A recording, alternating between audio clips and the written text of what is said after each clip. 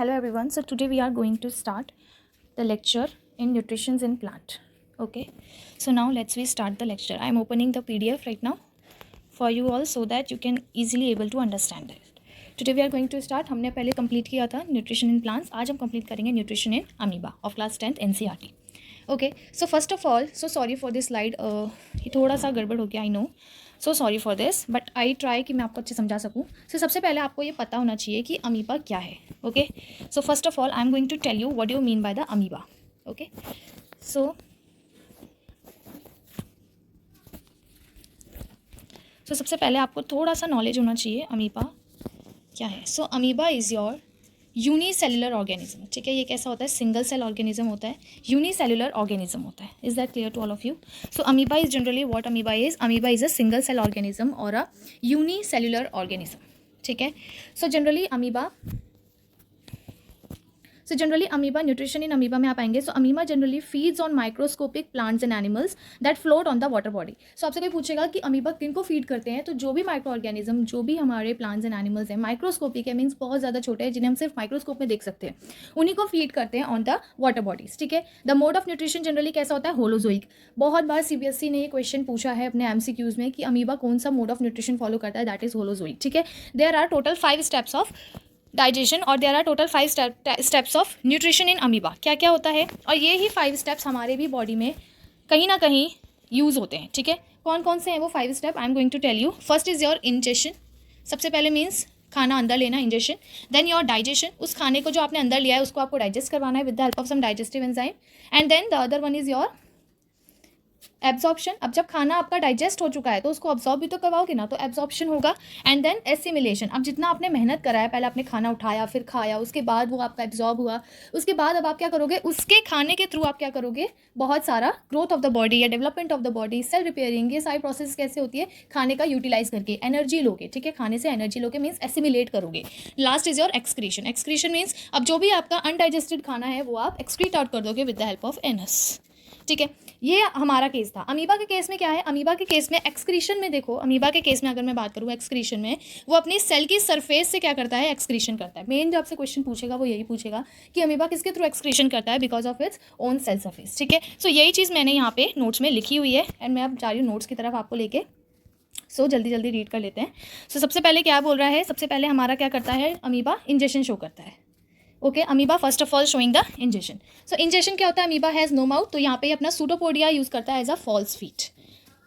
ठीक है. आप इसे ब्रैकेट में फॉल्स फीट भी लिख सकते हैं क्योंकि इसके बाद माउथ नहीं होता, तो ये सूडोपोडिया से क्या करता है? खाना अंदर ले लेता है by forming a food vacuole. That line is very important कि यहाँ पे फूड वैक्यूल फॉर्म करके खाने को अंदर लेता है. The second is your digestion. Digestion means the food now the food is going to digested inside the food vacuole with the help of digestive enzymes. अब जो भी अमीबा के अंदर डाइजेस्टिव एंजाइम्स होगी उसके थ्रू वो जो खाना है जो उसके फूड वैक्यूल में है वो उसको क्या करेगा? डाइजेस्ट करवाएगा. Third is absorption. अब खाने का एब्जॉर्प्शन होगा तो food diffused in the cytoplasm. अब जो भी अमीबा होगा उसके पूरे साइटोप्लाज्म में खाना कैसा हो जाएगा? डिस्ट्रीब्यूट हो जाएगा और एब्जॉर्ब हो जाएगा. Now assimilation. एसिमिलेशन. अब जो आपका एब्जॉर्ब फूड है उसको वो यूज करेगा for growth of the body के लिए या एनर्जी ऑफ द बॉडी के लिए. ठीक है. द लास्ट इज योर ईजेशन, और इसे हम एक्सक्रीशन भी एक तरीके से बोल सकते हैं. That is your egestion. Egestion is your the undigested food material is remain in the food vacuole, move across the surface of the cell and thrown out from the body of the amoeba. ठीक है. I hope these 5 steps are going to be cleared. ठीक है. अब मैं आपको इसका diagram दिखा देती हूँ जो आपके NCERT में होगा. ठीक है.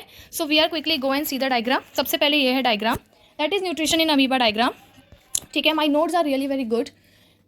टू बी ऑनेस्ट मैं आपको ये तभी दे पाऊंगी जब मेरा चैनल मोनेटाइज होगा. तो ज़्यादा से ज़्यादा बच्चों को शेयर करो, उनसे ज़्यादा ज़्यादा सब्सक्राइब करवाओ जिससे आप भी इन नोट्स का फ़ायदा उठा सको. ओके.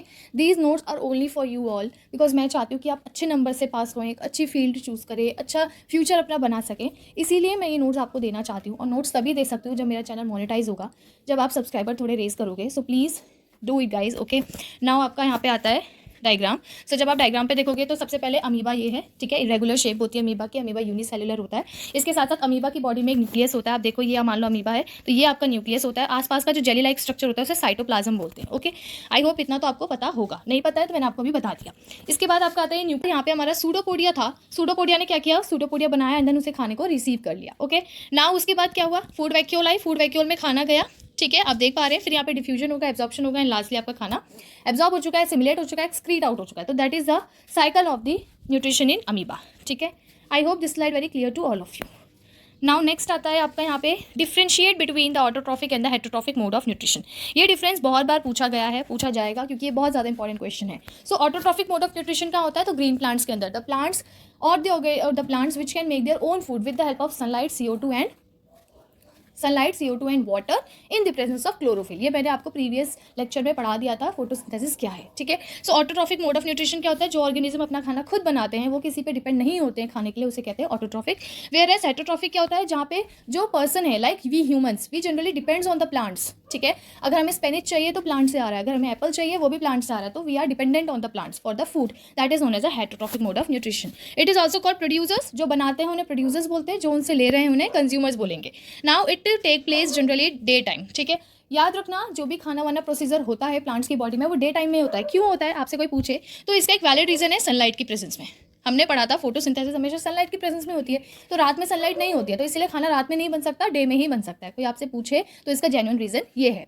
इसके बाद आता है it take place all the time. हम खाना किसी भी समय ले सकते हैं। अगर मैं अपने ह्यूमंस की बात करूँ, हम रात में भी खा सकते हैं, दिन में भी खा सकते हैं, फिर हम मॉर्निंग में भी खा सकते हैं। So we are having fix timings of food, okay. We can take the food at all the time, but the plants only make their food in the presence of sunlight.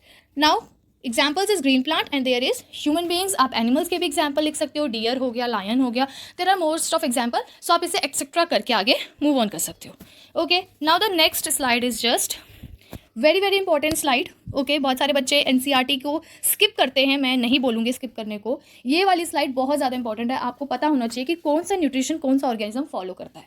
जैसे सबसे पहले Cuscuta plant, I hope आपने इन सबके नाम सुने होंगे, ठीक है। और नहीं सुने हैं तो प्लीज़ इसे एक बार गूगल करके चेकआउट कीजिए, ठीक है। आपको अच्छा लगेगा पढ़ने में। बायोलॉजी पढ़नी है तो आपको अच्छे से समझ के पढ़नी चाहिए, वो ईजी याद होती है। फर्स्ट इज और कस्कुटा। सो कस्कुटा हमारा पैरासिटिक होता है। Parasitic mode of nutrition means क्या होता है कि वो अपने खाने के लिए किसी और की बॉडी पे डिपेंड होते हैं।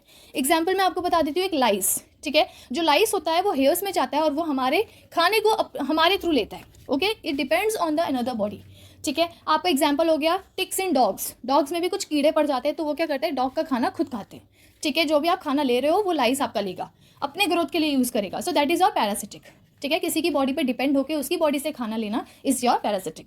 नेक्स्ट आता है आपका मशरूम। मशरूम कैसा होता है? Saprophytic. Saprophytic mode of nutrition means होता है कि आप जो खाना ले रहे हो, जो ऑर्गेनिज्म है वो मरे हुए ऑर्गेनिज्म से खाना ले रहा है, like dead and decaying matter से खाना ले रहा है, that is your saprophytic. Next is your Neem tree. Neem tree कैसा होता है? ऑटोट्रॉफिक। ऑब्वियस है, नीम ट्री है, ग्रीन प्लांट है, सो ये ऑटोट्रॉफिक होगा, अपना खाना खुद बनाएगा इन the presence of sunlight only at the day time, okay. Next आता है human being. Human being heterotrophic और होलोजोइक होते हैं, ठीक है। Holozoic, heterotrophic, that depends on different organism to take the food. Next आता है आपका roundworm. Roundworm generally parasitic होता है। राउंड वॉर्म हमारे स्टमक में घुस जाता है। हम कहते हैं कि बच्चे में कीड़ा चला गया, बच्चे के पेट में कीड़ा है, so that is what? That is your parasitic. वो जो कीड़ा होता है वो हमारे स्टमक से जो भी हम खा रहे हैं वो उसके थ्रू क्या करता है? अपनी ही बॉडी में ग्रो करता है, okay. That is nothing, it's a round warm, okay. Next आता है कैट। कैट कैसा परफॉर्म करती है? होलोजोइक। बहुत सारे घर में कैट घूमती है, ठीक है। ऑब्वियस है वो किस पे डिपेंड कर रही है? हम लोगों पे डिपेंड कर रही है या फिर बाहर पे प्लांट्स पे डिपेंड कर रही है। सो वो भी कैसी हो गई? Heterotrophic, holozoic. Now is your east. East कैसा होता है? सेप्रोफेटिक। सेप्रोफेटिक मैंने बता दिया, डेड एंड डिकेइंग से अपना खाना लेना। नेक्स्ट आता है प्लाज्मोडियम। प्लाज्मोडियम पैरासिटिक होते हैं। प्लाज्मोडियम में बेस्ट एग्जाम्पल आपका क्या आ जाएगा? कि जो प्लाज्मोडियम्स होते हैं, ठीक है, वो क्या करते हैं? वो भी आपके कैसे होते हैं? पैरासिटिक होते हैं। वो भी दूसरे की बॉडी से अपना खाना चोरी करते हैं, ठीक है। They can't make their own food, they are depend on the another body for the food. Next is your orchids. Orchids क्या होते हैं? ऑटोट्रॉफिक्स होते हैं। And last is your lice, जो मैंने आपको बता दिया। लाइस क्या होती है? जुएं। अगर किसी को नहीं पता मैं बता देती हूँ हिंदी में। लाइस इज योर जुएं, जो सर में पड़ जाती हैं, that is known as a lice. और अगर वो डॉग्स में होती है तो उन्हें टिक्स बोलते हैं, ठीक है। They both are the different things, ठीक है। आप इसे गूगल करके चेक भी कर सकते हो। लेकिन लाइस क्या होती है? पैरासिटिक होती है, वो हमारी बॉडी पर डिपेंड करती है और हमारा खाना लेती हैं। समझ आ गया? सो आई होप ये स्लाइड्स आपको क्लियर होंगी, ठीक है। आप फटाफट से इसका स्क्रीनशॉट ले लीजिए सो दैट आप लोग अच्छे से पेपर में लिख सकें, और ज़्यादा से ज़्यादा लोगों को जल्दी जल्दी सब्सक्राइब करवाइए, जिससे कि मैं बहुत जल्दी नोट्स सारे शेयर कर सकूँ। So you just take the screenshot right now. This is your first slide. First slide में थोड़ा प्रॉब्लम हो सकता है, अदरवाइज सेकंड स्लाइड से इट विल बी फाइन, ठीक है। ये सेकंड स्लाइड है। Now the third slide is this one. You can just pause the video and just you can take the screenshot, okay. I personally say कि आप ये वाला जो डायग्राम है ये आप एनसीईआरटी से भी रेफर जरूर करें, okay. This is a very important diagram.